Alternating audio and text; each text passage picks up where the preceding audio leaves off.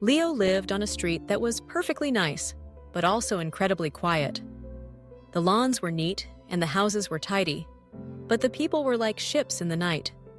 They'd pass each other with a quick nod or a faint smile, and that was it. There wasn't any real connection, no sense of community. Leo felt this silence deeply. He'd sit by his window, watching the world go by, feeling completely disconnected from it all. He missed the warmth of the small town he grew up in, where neighbors knew each other's names and shared cups of sugar and stories. One rainy afternoon, while looking through an old photo album, he saw a picture of his grandmother. He remembered her saying, "A little bit of kindness is like a seed. You plant it, and you never know how big the tree will grow." That memory sparked an idea. It was a simple idea, maybe a little scary, but it just felt right. He decided he would build a postbox, not for letters, but for kindness. He spent the whole next weekend in his garage, cutting, painting, and putting it all together. He chose a bright, cheerful yellow paint that reminded him of sunshine. When he was finished, he had a small, charming wooden postbox. He mounted it on a post in his front yard, right near the sidewalk where everyone could see it. Beside it, he placed a small hand-lettered sign. The Kindness Postbox. Share a little kindness. Take a note if you need one. Leave a note if you have one to share. For the first few days, the postbox just sat there, empty, a bright but lonely beacon on his lawn. Leo felt a pang of doubt. Was this a silly idea? But then he remembered his grandmother's words and decided he had to plant the first seed himself. He wrote a few anonymous notes on colorful bits of paper. One said, "You are stronger than you think." Another read, "Whatever is worrying you, it will pass." And a third, simply, "Your smile could change someone's day." He folded them and put them inside. He really had to pluck up the courage to do it, feeling a bit foolish, but he knew he had to start somewhere. The next morning, he noticed Mr. Harrison, his elderly neighbor from across the street, pausing by the postbox. Mr. Harrison had lived on the street for 50 years, but mostly kept to himself since his wife passed away. Leo watched, holding his breath, as the old man slowly opened the little door, hesitated, and then pulled out a note. He read it, stood still for a long moment, and then walked back to his house with a different, lighter step. The real magic began a few days later. A new note appeared in the box, written in elegant, looping handwriting on floral stationery. It read, "To whoever is growing the magnificent red roses on our street, they bring me joy every single day." Leo knew it was Mr. Harrison's handwriting. The next afternoon, a small bouquet of those very roses appeared on the doorstep of the house next to Leo's, where a young family lived. This small exchange started a ripple effect. A young mother, often struggling with her toddler, found a note that said, "Being a parent is tough, but you are doing an amazing job." Tears welled in her eyes as she read it. The following week, she left a note in the postbox offering a bag of baby clothes her child had outgrown. A teenage boy, who was practicing his guitar loudly every afternoon, found a note that said, "Your music is getting better every day. Keep practicing." Instead of feeling annoyed, someone had chosen to be encouraging. Soon, the loud, clumsy practice sessions started to sound more like confident music. The postbox began to fill with all sorts of kindness. Someone left a recipe for the best chocolate chip cookies. Another person left a spare ticket to a local baseball game. Someone else offered to walk dogs for anyone who was feeling unwell. The postbox, once a symbol of Leo's lonely hope, had blossomed into something wonderful. It had become the heart of the neighborhood. The transformation of the street was amazing. People who were hesitant at first now stopped to chat by the postbox. They started greeting each other by name. The silence was replaced by the sounds of conversation and laughter. The peak of this quiet revolution came on a warm summer evening. A note appeared in the postbox. "It feels like we are all friends now. Let's make it official. Potluck dinner in the park at the end of the street. This Saturday at 6 p.m. Bring a dish to share."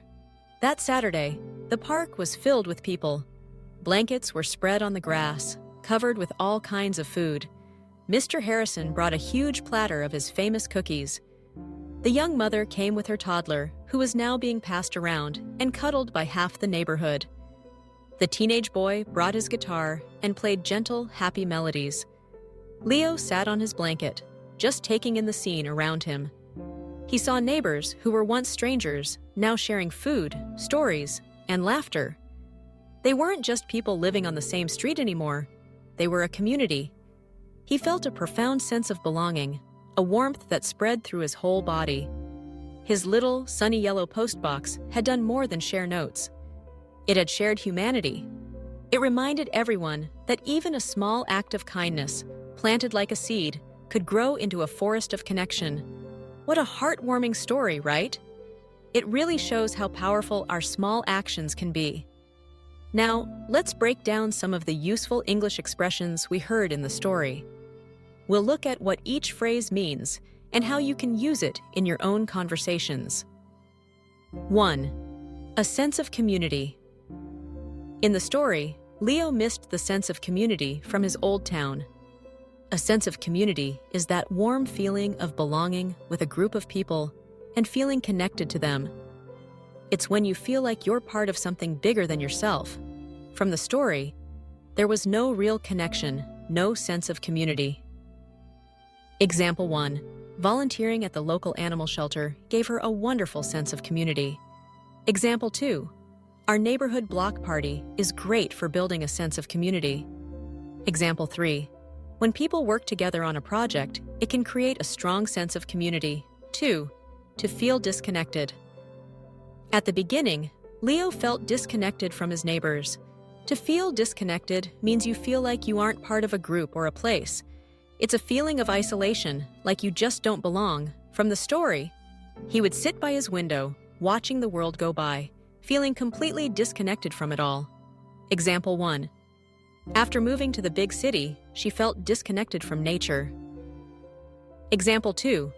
If you only talk to people on your phone, you might start to feel disconnected from those around you. Example 3. He took a break from work because he felt disconnected from his passions.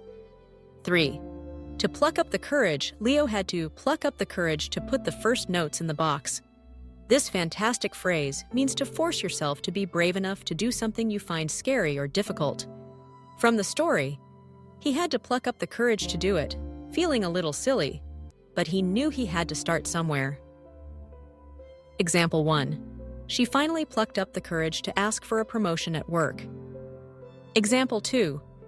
It took him a while to pluck up the courage to speak in front of a large audience. Example 3. You should pluck up the courage and just tell him how you feel. 4. A ripple effect. The first kind note started a ripple effect. A ripple effect is when one event or action causes a series of other events to happen. Just like a pebble dropped in a pond creates ripples that spread out. From the story, this small exchange started a ripple effect. Example 1. One person's positive attitude can have a ripple effect on the entire team. Example 2. The new factory closing had a ripple effect on the local economy. Example 3. Acts of kindness often create a ripple effect, inspiring others to be kind too. 5. To blossom into something, Leo's small project blossomed into something amazing. This expression means to develop and grow into something beautiful, successful, or impressive, just like a flower bud opening up. From the story, the postbox, once a symbol of Leo's lonely hope, had blossomed into something wonderful. Example 1. Their small online store has blossomed into a major international business. Example 2. With the right mentor, her talent for painting blossomed into a successful career. Example 3. A simple friendship can blossom into a lifelong partnership. 6. Hesitant at first. The neighbors were hesitant at first to use the postbox. This phrase describes feeling unsure or slow to do something, especially in the beginning. From the story, people who were hesitant at first now stopped to chat by the postbox. Example 1. The cat was hesitant at first to come out from under the bed, but now it's super friendly. Example 2. I was hesitant at first to try the spicy food, but it was actually delicious. Example 3. He was hesitant at first to join the club, but he ended up making a lot of new friends. 7. Profound sense of belonging. By the end of the story, Leo felt a profound sense of belonging. This is a very deep and strong feeling of being accepted and valued as part of a group. Using the word profound here makes the feeling much more intense than just a regular sense of belonging. From the story, he felt a profound sense of belonging, a warmth that spread through his entire being. Example 1. Being with her family over the holidays gave her a profound sense of belonging. Example 2. The soldiers shared a profound sense of belonging after their experiences together. Example 3. Working for a cause you truly believe in can give you a profound sense of belonging. Conclusion and call to action. So, Leo's story shows us that one person's initiative can genuinely change a community. We saw how a simple kindness postbox broke down walls of silence and helped a whole neighborhood connect. Remember, your English learning journey is a lot like Leo's project. It might start small, and you might feel hesitant at first, but every word you learn is a seed you plant. With a little patience and practice, your skills will blossom. If you enjoyed this story and found the vocabulary helpful, it would be amazing if you could give this video a like and subscribe to our channel for more content to help you learn English. And don't forget to share it with a friend who might enjoy it too. Now, I have a question for you. Have you ever experienced a ripple effect of kindness in your own life? I'd love to read about your experiences, so please share your story in the comments below. Thank you for watching, and keep spreading kindness.